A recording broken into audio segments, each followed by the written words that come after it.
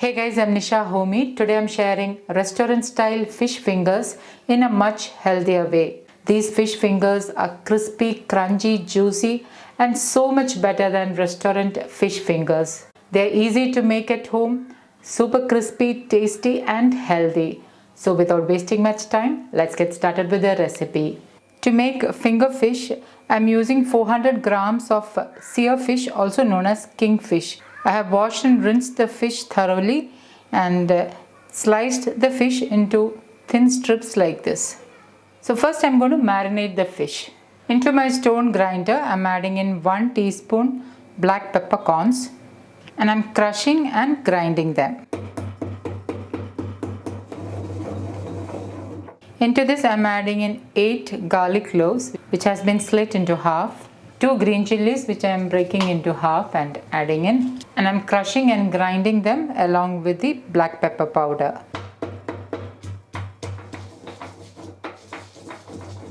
Add the ground ingredients over the fish, add in pink Himalayan salt as needed, add in half teaspoon coconut aminos.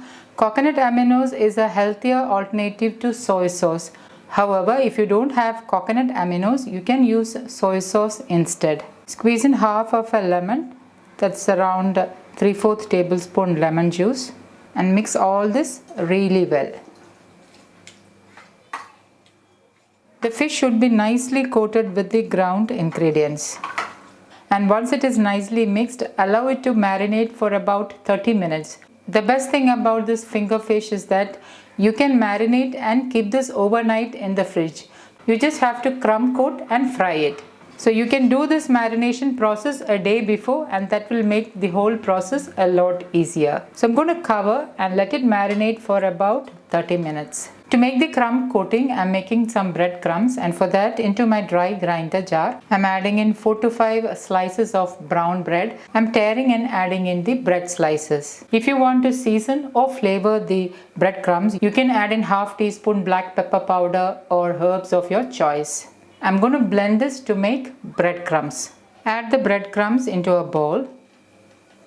The breadcrumbs is ready, and the next step is to coat the fish with the breadcrumbs. It's 30 minutes since the fish has been marinating. Into another bowl, I've added 1 egg white and I'm lightly beating the egg white with a spoon. You can bread the fish by dipping it first into the egg whites and then into the breadcrumbs. But I'm doing it in a much easier way, and this is my way of crumb coating the fish. Into the fish, I'm adding in the beaten egg white. And I'm just mixing and coating the egg whites over the fish. And then take the fish, dip it in breadcrumbs.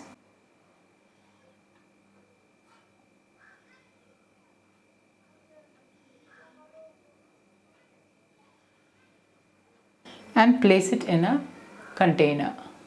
Take 1 fish strip, coat it with breadcrumbs and place it in the container.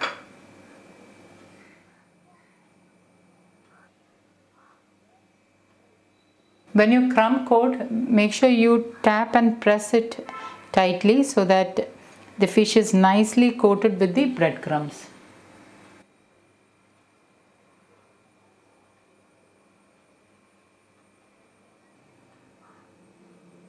The fish fingers are nicely crumb coated and it is now ready to fry.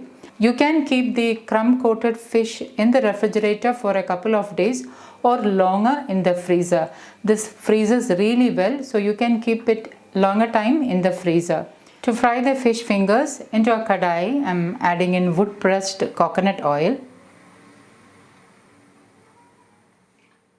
Once the oil is heated, reduce the flame to the lowest and add in the fish fingers.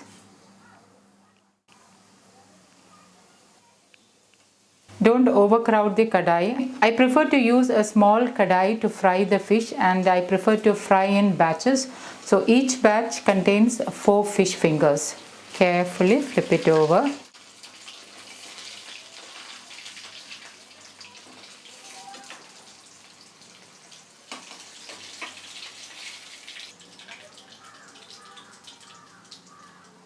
Once nicely fried and is crispy, transfer to a bowl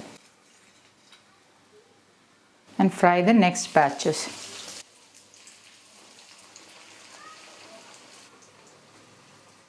How to store leftover in the fridge? You need to place a paper napkin over the fish fingers and cover it with a tight lid. So what the paper napkin does is it will prevent the moisture from getting into the fish fingers, and that also prevents the fish fingers from getting soggy. So this is how I do. You can store it in the freezer for a longer period, or you can store it in the refrigerator and use it in a couple of days. So guys, do try this fish fingers and let me know how much your family enjoyed them. Thank you for watching, and until next time, take care. Bye bye.